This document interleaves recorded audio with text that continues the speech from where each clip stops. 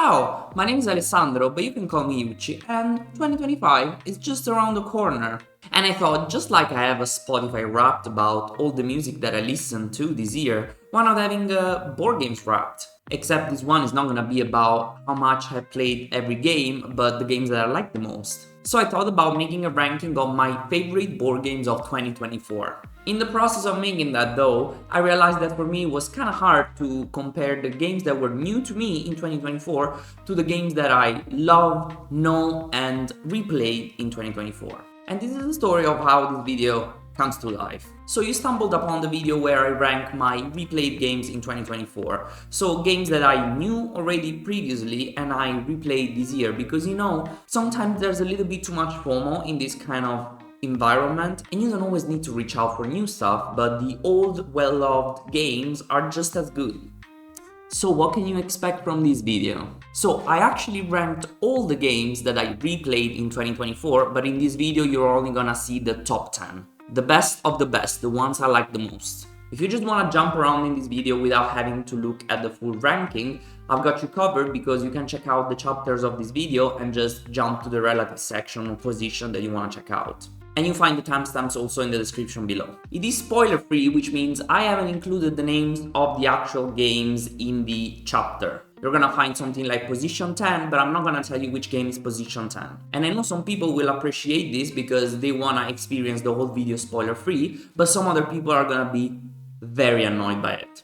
So I will also include in the description below a link to a paste bin, which is basically just a text file where I included the full ranking of all these 30 games, and you can just read the full ranking with the actual titles. So if you're just curious about my ranking, but you don't want to hear me talk about my ranking, you don't want to watch the video, just click on the link. I don't know why would you do that, because I'm nice, Also, since this is the video about the games that I replayed this year, I also made a video for the new to me games this year, and it's already out and you can find it at the link showing right now at the top right corner. There's another top 10, check it out, I think there's amazing games there. A couple more notes, I will also talk about some of the games that I actually played on my channel, because I make playthroughs and how to plays and sometimes even reviews of games. So for some of the games that I will mention, you will find the links to the relative playlists of those games videos on my channel in the description below.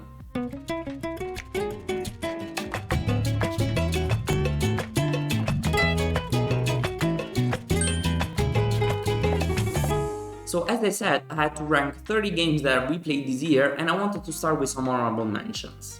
Before we begin, I want to remind you that if you like this kind of content, if you like board games, if you like playthroughs, if you like how to play, if you like playing solo, if you like a lot of things, if you like an Italian talking about board games, you can decide to leave a like on this video and subscribe to my channel, and I will be immensely grateful. I will appreciate it very, very much. Thank you. So I wanted to start my honorable mention with a couple of party games, just because I don't usually talk a lot about party games. I'm more of a long, hard and complicated board game kind of person. So it's nice sometimes to talk about something that you can play even at a higher player count.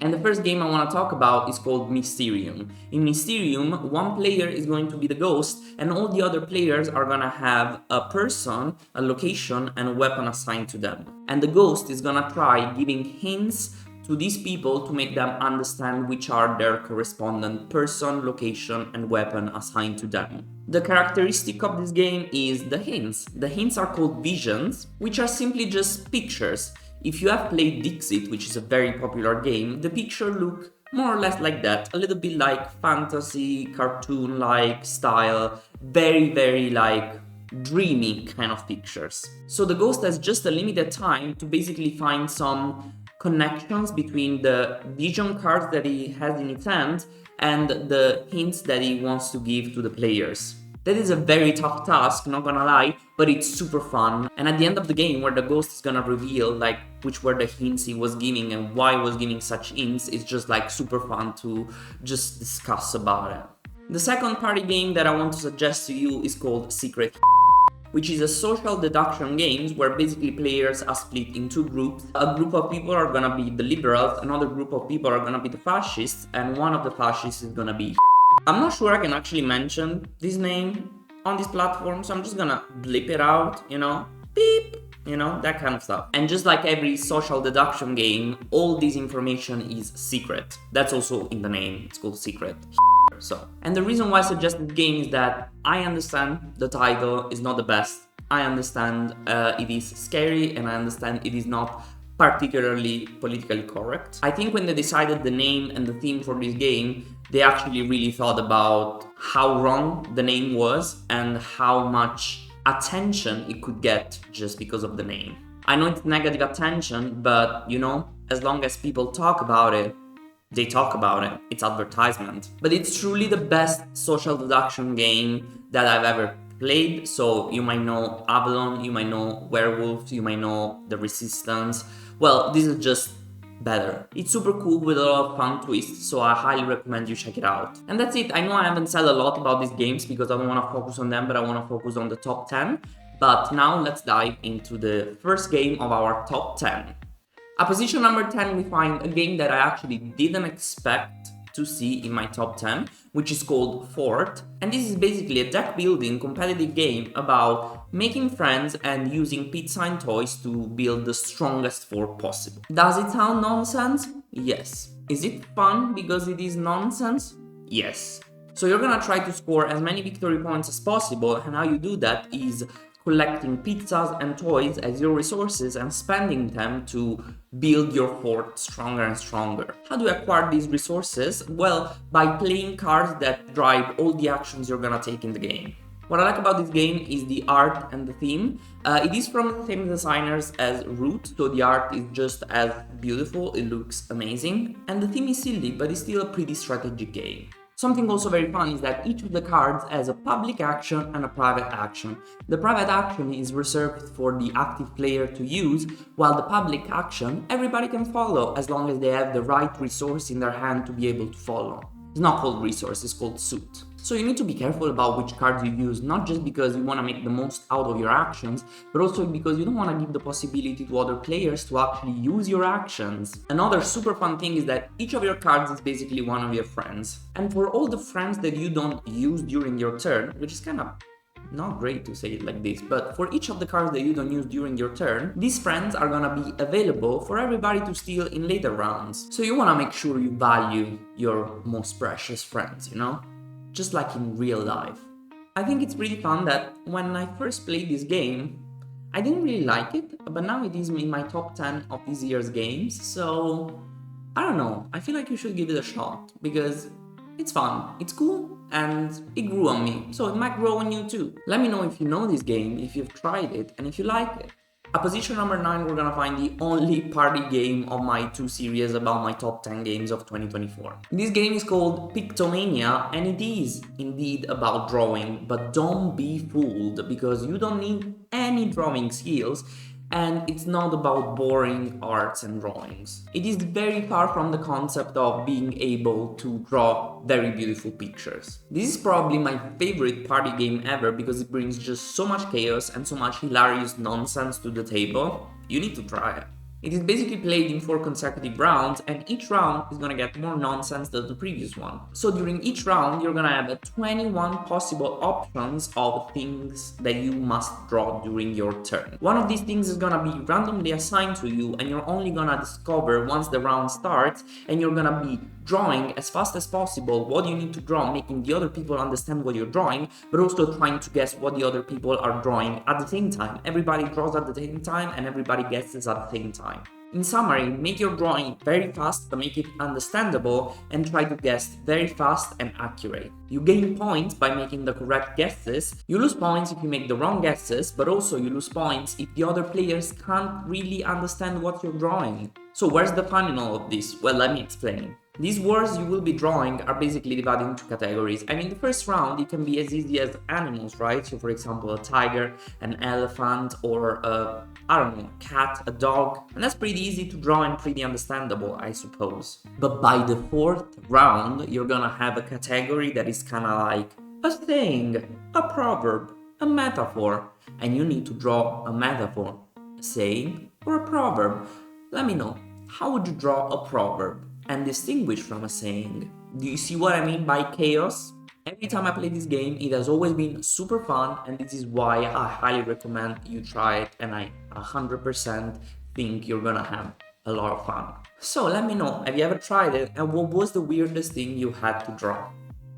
At position number 8 we find Prehistories, a game all about sending hunters to get animals you use to paint your cover. It is a polyomino tile placing game where basically you have a certain amount of totem tokens and you're gonna have some objectives, some missions, let's say. Completing any of these objectives is gonna allow you to get rid of some totem tokens, and the first player to get rid of all these totem tokens is gonna win. And the objectives are gonna have to do with the patterns you're gonna have of different animals in your cavern. So that can be as simple as fill one row or one column or something more complex. But the best and most innovative part of this game, in my opinion, it is how you acquire the tiles. You will have some cards in your hand, and each of these cards is gonna have a strength value, and this is gonna be your hunters. The higher total strength hunters you're gonna send, the bigger tiles you're gonna be able to purchase, but the slower you will be in the turn priority. And since the tiles in the shop are limited and they're only gonna be replenished at the end of the round after the players have all taken a round, if you're too slow, you might end up with no tiles in the shop for you to purchase, or at least someone might have stolen the tiles you wanted to buy. So you need to have a balance between how many hunters you're gonna send because you wanna be pretty quick during the turn, but also the buying power you want to have because you need a certain amount of hunters to be able to purchase specific tiles. And another important thing is that the amount of tiles you're gonna buy and also how you're gonna buy, if it's a full price or discounted price, is gonna dictate how many cards you're gonna be able to draw going into the next round. So it is really a game about balance and compromise, and I think no one really talks about this game, but I feel this mechanic is pretty innovative and unique. I don't know if you know any other games that have more or less the same mechanic. Let me know if you do, and let me know if you ever heard about this game. At position number 7 we found a deduction game. Finally. It is called Cryptid, and it is a logical deduction game about finding the exact location of the monster on a map. So this is how it works. At the beginning of the game, each player is gonna get a secret clue about where the monster will be for sure or will not be for sure. One example, to make it very easy, is that the monster is either gonna be on a desert or a mountain space. And obviously each location on the map is gonna have a terrain determination, or is gonna be close to some important locations like standing stones or abandoned shaft. The important thing you need to understand is that the combination of all the clues given to all the players is gonna determine one single location on the map. If you intersect all the clues, you're gonna find exactly where the monster is. But as I said, these clues are a secret, so you need to try and understand which are the other players' clues. So little by little during your turn, you're gonna be taking one of two actions. The first one is basically asking a specific question to a specific player,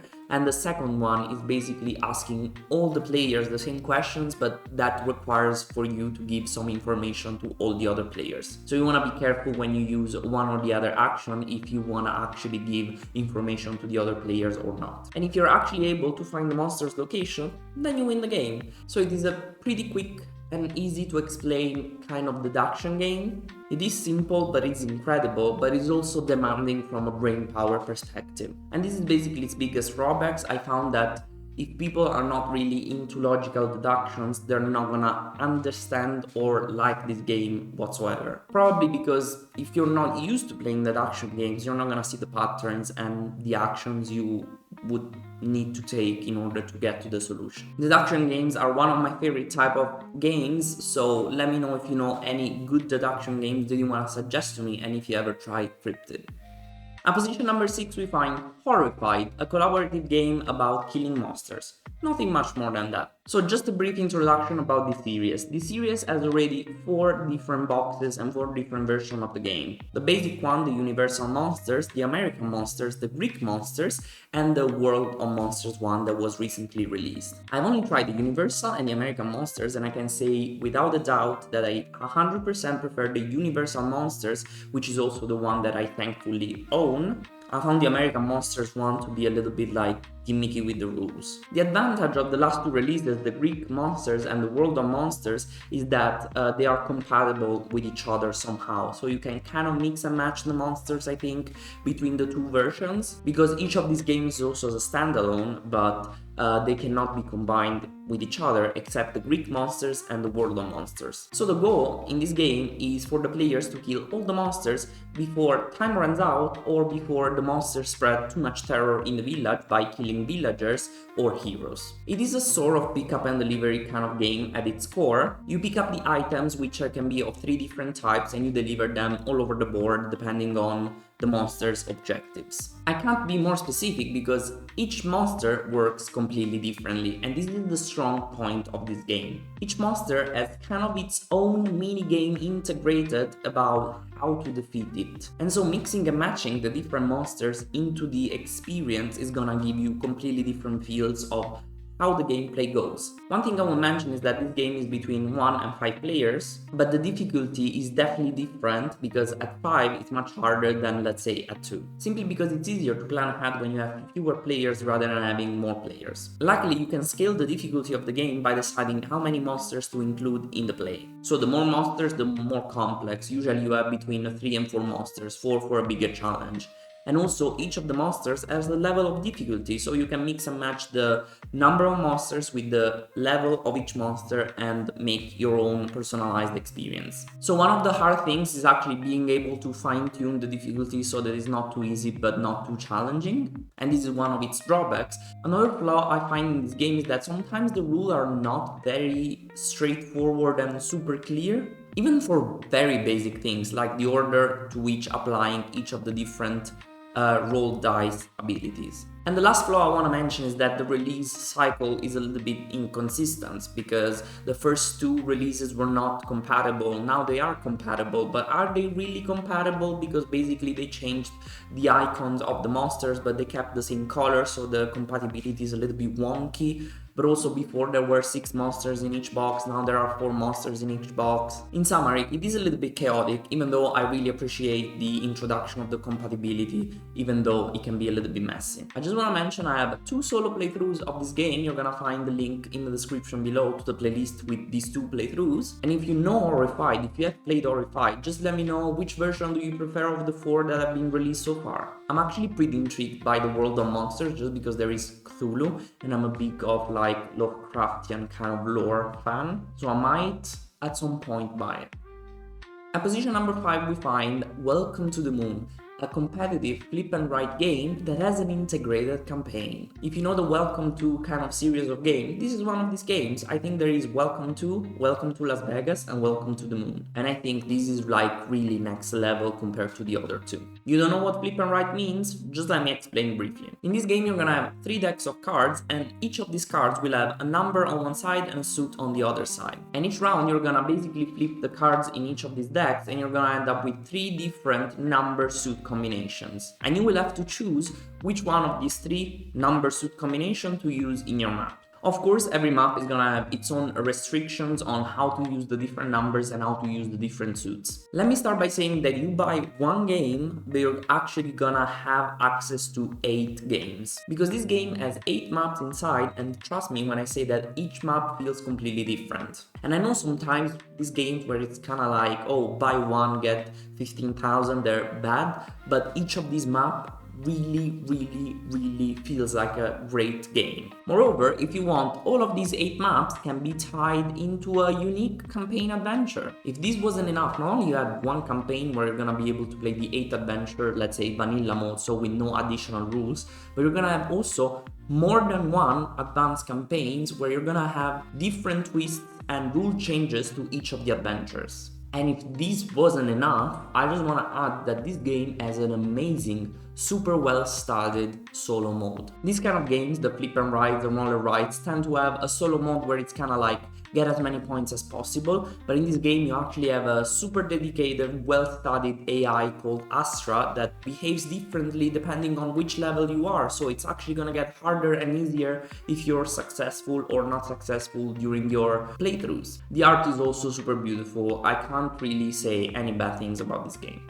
I just want to mention though that the first adventure, which is the one that everybody plays first because you usually go from the first adventure to the 8th adventure, feels very different from all the other adventures, and not in a good way. So it's simplified to let you get eased into the game, but a little bit too simplified. So don't expect the experience with your first adventure to be the experience you're gonna have with all the other 7 adventures. I also want to mention that the second adventure feels very difficult, so I don't know why they chose like the first one, which is super easy, and the second that is very hard to handle immediately after the first one. So my recommendation is try at least the first 4 adventures before deciding if you like this game or not. And I promise you're gonna like it. I promise. Of course, you don't need to go in sequential order because each adventure can be played also standalone, not only in campaign mode. So if you just wanna play the 5th adventure, do so. I have a full solo campaign of this game on my channel, so I highly recommend you watch it. I also explain the rules to each of the adventures, so I'm gonna ease you into understanding how each of the adventure works. And since I think this game is amazing, you might just wanna check it out to understand if that could be your cup of tea. And I honestly wish that series had more views because of how amazing this game really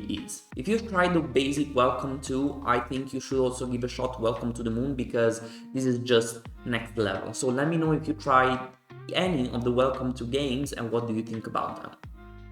At position number 4 we find Gloomhaven Jaws of the Lion, which is a collaborative kind of dungeon crawling kind of game. I don't even know how to define it. I don't want to spend too much time talking about Gloomhaven, and the reason is that first, I haven't played it enough time to actually judge it, but second, everybody kind of knows Gloomhaven. If you don't, no worries, but it's a super popular title, so you might have heard about it at least. What is super cool about the whole Gloomhaven series is that you're gonna have to play some cards, and each card has a top action, a bottom action, and an initiative number. And every turn, each player secretly chooses 2 of the cards to play from his hand, 1 for its top action, 1 for its bottom action, and 1 of these 2 cards for its initiative number. After everybody has chosen their cards, everybody reveals them, and then in initiative order, so from the smallest initiative to the biggest initiative, each player takes their turn. And taking your turn just basically means from the 2 cards that you have played,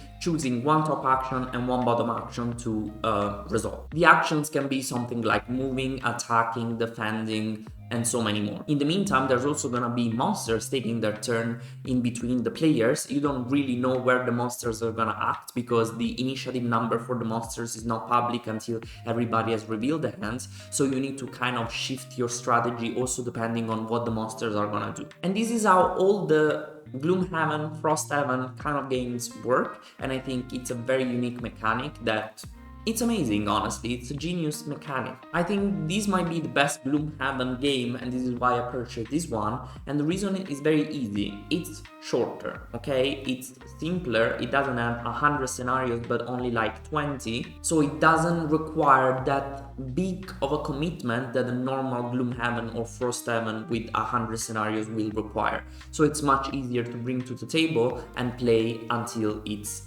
true ending. I've also tried the solo version, which is called Gloomhaven Buttons and Bugs. I also have a series about that on this channel. I promise I will continue that series until the ending at some point, but I just had so many more games to try and play that I kind of set Gloomhaven Buttons and Bugs aside. You're gonna have a link to that series in the description below, but I just wanna mention that the solo mode of this game, the Gloomhaven Buttons and Bugs, feels a little bit less like a game but more like a puzzle, because it's really restrictive on how much bad luck you can have, because if you do even one wrong move, then your whole scenario is screwed and you have to replay the scenario until you actually succeed. I had to play one scenario 9 times to actually succeed, and I don't like that kind of feeling. As I said, I haven't played Gloomhaven Jaws of the Lion enough yet to be like super objective about it. I've only played a bunch of times up until the 4th scenario. I swear I found a group that I can play it with and keep going. So by the end of the year, next year, I'm gonna have a clear view of how the old full Gloomhaven Jaws of the Lion plays. But for now, let me know which Gloomhaven you prefer and what do you think about Gloomhaven in general, if you agree with what I think. Let's shift a little bit the type of game, because at position number 3 we're gonna find 𝗃𝗏𝗏, which is a game between 2 and 4 players. It's a back builder, push your luck kind of game about brewing the best potions with the most ingredients. The concept is pretty easy. It's played over 9 rounds, and during each round you're gonna basically be pulling chips out of a bag until you either explode or decide to stop. Yes, you heard it correctly, I said explode, because some of these chips are bad for you and they're gonna make your pot explode if there's too many of them in your pot. So basically your pot is just a track of chips, and basically the more powerful chips you're gonna draw, the more you're gonna advance on this track, and the more you're gonna advance on this track, the more powerful chips you're gonna be able to buy for future rounds and the more victory points you're gonna acquire. Of course, the chips you're gonna buy from the market are gonna go into your bag, and gradually by buying more and more chips, you're gonna lower the chances for you of drawing the bad chips, obviously. And each chip in the market is gonna have different kind of powers depending on which set of rules you're gonna play with. And what I mean by different set of rules is that in the game there are several different sets of rules for each of the chips included, so that you can actually have a lot of replayability with this game, because you can play with different type of sets and also mix and match the different powers of the chips for a personalized experience of the market. I mean, really, which chips to buy from the market is the only strategic part of the game. It's a push your luck game, so it's mostly silly fun about drawing chips out of the bag and then seeing what happens, but I can assure you it's super fun. I can't deny that luck plays a big role in this game, but this doesn't take away from how fun and entertaining it is. So if you want silly, stupid fun every once in a while and you love deck builders just as much as I do, purchase this game. If you hate luck in games, stay away from this one. It's time to shift gears, pun intended, with the game acquisition number 2 of this list, which is 𝗃𝗏𝗄𝗏, which is a racing game about a race. It truly is a race where you're just trying to go as fast as possible without overheating and spinning out when driving around the corners. So how does it work, briefly? At the beginning of the turn, each player is gonna have the possibility of shifting gears, also changing the amount of cards they're gonna be able to play during their turn. If you're in 3rd gear, you will have to play 3 cards. If you're in 4th gear, 4 cards, and so on. Then you will play said cards, which most likely, except few exceptions, are gonna have a numerical value, and this is gonna determine how fast you're gonna go and how many spaces ahead you're gonna go on the track. But then the question comes natural. If the objective is going as fast as possible, why aren't you always at the best possible gear and playing all the fastest cards and just going as fast as possible? Because the racing track is gonna have some corners, and if you go too fast around these corners, your car is gonna overheat, and if it overheats too much, you're gonna spin out and lose control of your vehicle. And spinning out will give you a series of different penalties. Now, without going into much details, this was a simplified version of how the game actually works, but there are so many other different nuances that make the game extremely strategic. Of course, there is luck involved in drawing cards and drawing the right cards at the right moment, but I think it can be mitigated reasonably with good strategy. I really like this game because it's not extremely hard, but it can be pretty strategic with a couple of games under your belt. It's worth mentioning that inside the base box of the game, there are some additional modules that are gonna spice up the game, and I think they're super fun, like the weather module, the photographer module, the sponsorship, the garage module, and so on. Another super cool thing is that in this game, you're gonna have championships, which are basically tournaments of one race after the other, where you're basically gonna be building up your deck of cards to upgrade it little by little, adding also a little bit of deck building component to the game. I also really like the AI they have integrated in this game. You're not only gonna be playing with the AI when you're playing solo, but you can also include the AI module called Legends when you're playing multiplayer to add a little bit of challenge and simulating the behavior of other players. I personally find them pretty balanced and pretty challenging, even though I'm sure not everybody agrees with that statement. So what I really like about this game, it is its versatility, because it can be played multiplayer, it can be played solo, it can be played more simple, more advanced, it can be played in tournament mode with the championships and so on. I also have a full championship playthrough on my channel. You're gonna find the link to the playlist in the description below if you wanna check out how the solo mode works, how the AI works, and how a championship works. And I included all the optional modules, so the garage, the weather, the sponsorships, and so on. As usual, I'm super curious to know if you ever played Heat, and what do you think about it? How does it rank in your personal rankings?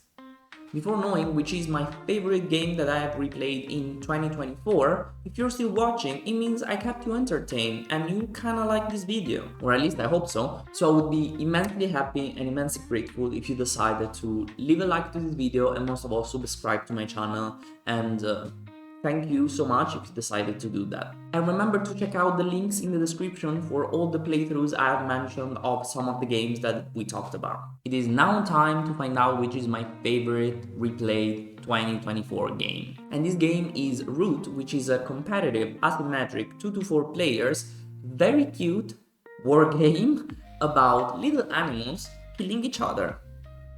Yeah.